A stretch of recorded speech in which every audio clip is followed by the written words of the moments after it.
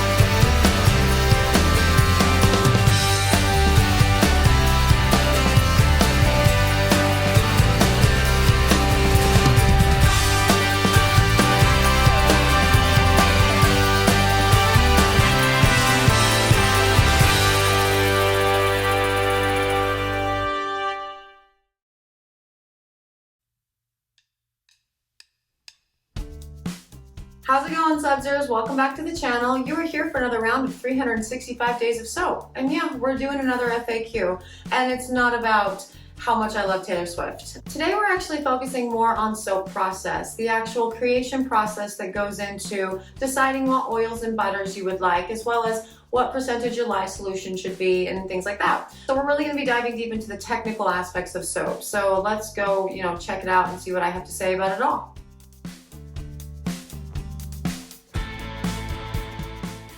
Okay, so right off the bat, this question is a very big question, and one that I get asked all the time, especially in my master classes, but even in my, just regular workshops, and that how to find the best recipe, how to craft your oil recipes, what do you want to put into your bar? And the first place you start is, what do you want your soap to do? Right? Because you can change what a soap does pretty significantly based on the types of oils or butters that you put into it. And in order to really determine what that change will be, you really need to get familiar with all the oils and their fatty acid profiles, right? Because all oils, the botanical oils that you put into, your soaps, or, I guess animal oils to that as well, but they all have different fatty acid profiles. They have different types of fats in them, essentially, and they all do different things in your soap. And so that's the best place to start, is to start looking at the different fatty acid, profiles that, your oils and butters have. But as a nice baseline, like, for the most part, regardless of what type of soap I'm making, the big three things that I want from a bar of soap is, I want it to be cleansing, I want it to be moisturizing, and I want it to be hard, so when you drop it on the floor, it doesn't dent the bar.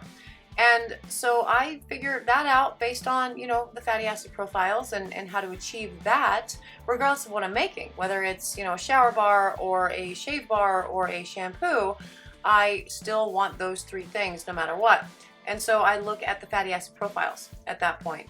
So, I would be looking at things like lauric acid, right? That's a big bubble, it's really cleansing, it contributes to bar hardness. That would be like coconut oil. And I also look at the percentages of palmitic acid that exists within the oils, because that also contributes to bar hardness, but it also creates a nice stable lather and sort of make a more creamier lather. And that's going to be found in high percentages in like palm or cocoa butter. And then I look at stearic acid, and I'm a sucker for stearic acid. I love stearic acid in almost everything because it really contributes to bar hardness, and it also stabilizes lather. And obviously that can be something that you find in palm oil, but also in mango and shea butter if you are looking to go palm free. And then you're going to want to look for your oleic acid, which contributes to the conditioning and moisturizing, and that's something that is commonly found in olive oil. And your linoleic acid also contributes to conditioning and moisturizing, but it also, makes your lather, more silky. And that's commonly found in hemp, which is something that is more of a luxury oil and not everybody can get their hands on.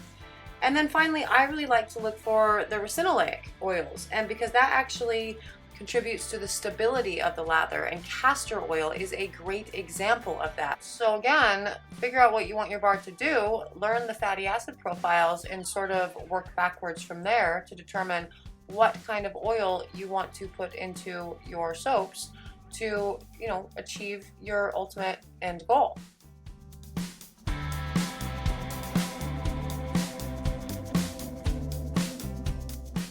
So calculating a lye solution is actually fairly straightforward. That is one of you have to have a scientific process behind it. And the best way to sort of explain how to calculate a lye solution is to give you a recipe to work with.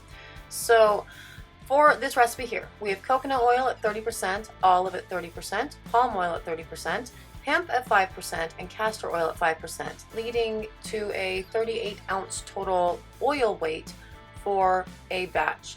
Now this is a blend that I actually really love using. I use it quite a bit. It's a really good blend for reasons that we can talk about later. But now we're going to look at the saponification value of each of these oils, because this is how you determine how much lye you need in your solution.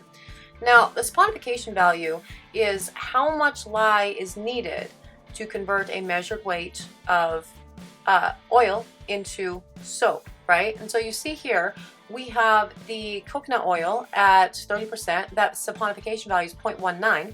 So we would take the total amount of coconut oil that's in the batch and multiply it by its saponification value. So in this case, 11.4 times 0.19, which gives you 2.17 ounces of lye needed to convert every single bit of coconut oil in this batch to soap, right? With no superfat. This is at a 0% superfat. And then you do the same for all the rest of your oils, and then you will take that total amount and add it all up. You'll add up each area, and you'll get your total amount of lye needed to convert this entire soap or this entire oil blend into soap. And so that would be the 5.89 ounces of lye that you see there. And that is how you convert, or you determine, the amount of lye that you need for each recipe. Now you saw that the saponification values of some of those oils are similar and some are different. And so it is, reasonably important to ensure that you don't end up with a recipe that has essentially too much lye in it and it won't, fully convert everything, to make sure you actually do look up the saponification values on all of your oils and add it up that way before proceeding.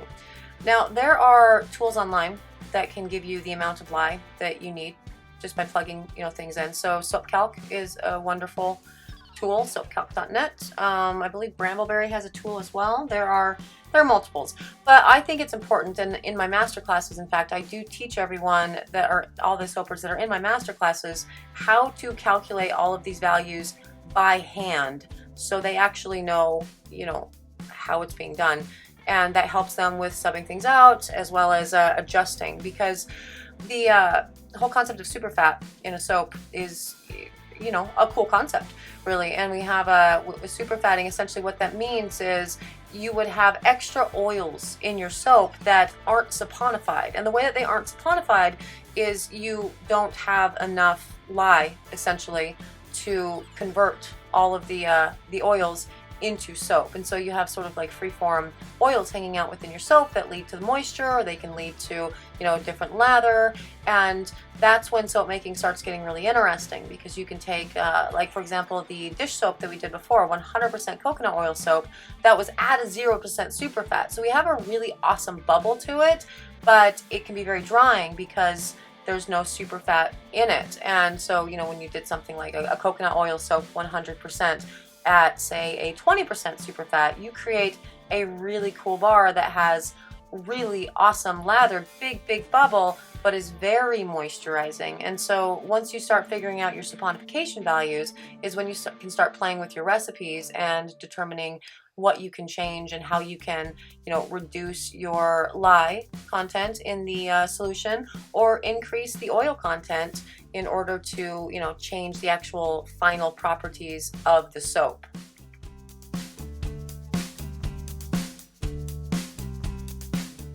this is a question that comes up quite a bit when we are doing master classes, the substitution. How do we sub out one oil for another? So if I, for example, don't have any olive oil, but I have a lot of palm, is that okay? Can we substitute, one for the other?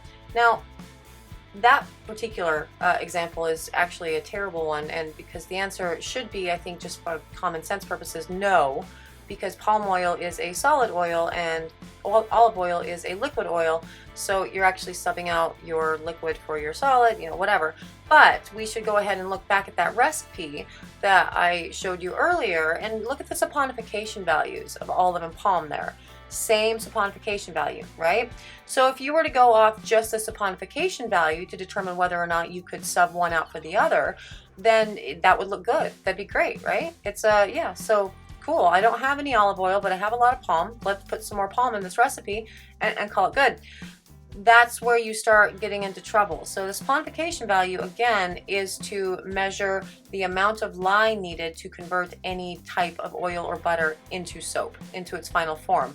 But what you need to do when you are subbing out oils is to pay attention to the fatty acid profiles that each oil has. And so using the same olive and palm example, olive oil, as we discussed earlier, it's high in oleic acids, right? So it's really conditioning and moisturizing, and palm oil is really high in stearic acid and palmitic acid, so it really contributes to bar hardness and really getting a nice stable lather. And so the properties and what those two oils do to soap, they're completely different. And so you would need to find, to sub out for olive oil, something that shares similar fatty acid profiles with the olive. And so good examples for that would be, for this particular instance, would be like a canola oil or a sunflower oil. And if you were wanting to, sub out your palm, you would look at maybe substituting with a babassu or a cocoa butter, because they have very similar fatty acid profiles. So that is something that you need to really get comfortable with in a soap making, endeavor as well, is learning not only the saponification values of all your oils, but also, and perhaps more importantly, their fatty acid profiles and what they do. Because the only way that you're going to really successfully sub out one oil for another is knowing what these fatty acid profiles are, what they do to the soap, to ensure that your recipe and your end product is the same. And that, again, that comes from the fatty acid profiles, not from the saponification values. And I know that can be confusing, but we kind of have to pay attention to both when working with with soap, because if you were to sub out palm for olive oil, it would be a really not fun bar to use.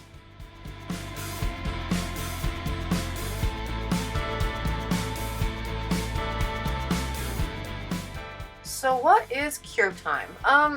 Cure time, basically cure time is the amount of time needed for the soap to lose all of its water weight and make it, its final finished product of whatever it's going to end up being. And that cure time can range for a number of reasons. The kind of typical guideline given is 4 to 6 weeks. And that is probably true of like a well-balanced recipe, but when you start doing things like 100% coconut oil soap, for example, the dish soap that I made, at the beginning of the channel, that does not require a cure time, like at all. That thing is C-popped, and so it is safe to use within 24 hours, and it will lose no more water weight, so it has no reason to go through a longer cure. A longer cure is going to harden the bar and give it, therefore a longer lasting bar. The lather is really going to settle into its own, and again, you will know that cure time has been, achieved once your soaps stop losing weight. And there are a number of ways to speed up cure time, but that is definitely a more advanced thing when you're looking at water discounts for your soap recipes.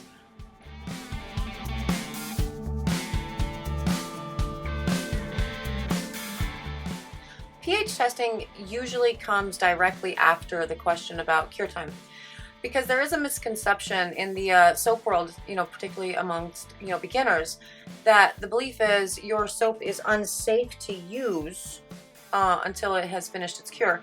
and that's not true. The pH has to do with the saponification of the actual, oils in the lye solution, right? And so it's the amount of time that it takes to fully saponify and turn into, essentially a safe soap, a safe, salt compound, really. And that is usually between, 1 to 2 days of pouring your bar or pouring your soaps. And it doesn't take, that long to get the soap to this is a safe stage. And that is the key difference between, curing and pH testing, because again, that is a weird misconception that people do think that you can't use a soap until it's cured for 4 weeks. You can't use a soap until its pH has, dropped to an acceptable level, right? To an acceptable range. And so that's where pH testing comes in. Now, there are soapers out there who, they still do the zap test. Like, that is a thing. They take their tongue and they put it on, fresh soap. And if it zaps, like if you put your tongue on a battery, then it's lye heavy. And I mean, I've done it. I don't know of a single soaper who hasn't licked their soap at least once, but it was just more for the, I want to see what this feels like. And yeah, so that's one way to pH test. Another way is to use pH strips, and both ways are very ineffective because pH strips are meant to measure liquid, and really what you're doing with pH strip is putting it into the lather of the soap, and the lather was created using distilled water, and so it's not super precise. The most precise way to pH test a soap would be to use a pH, reader. They cost like $100 online, and you just use them with a soap that you've dissolved in distilled water, and you test the actual, liquid solution at the end. And that is it for the FAQ session today. I hope you found some good information from that. Now keep in mind, I approach soap making from a scientific vein, right? And so I find myself less focused on designs and colors and more focused on, the actual scientific, the actual chemistry behind what makes a soap a good soap. Whenever you ask me questions about formulation, you are going to get more of that and less design stuff. However, if you are interested in design stuff, or you're having problems with the design and you want, to troubleshoot, just let me know. Leave a comment below or send me a message, and you might end up on an FAQ, the next time we do the thing. Again, I hope you learned something today, and if you did, subscribe to the channel, do the thing. We teach throughout every video. That's me just unloading my brain onto you. So subscribe, do the thing. Interested in following me on social media? That's great. I'm on Facebook, Instagram, Twitter, and yeah, that kind of does it for me today, and I will see you all tomorrow.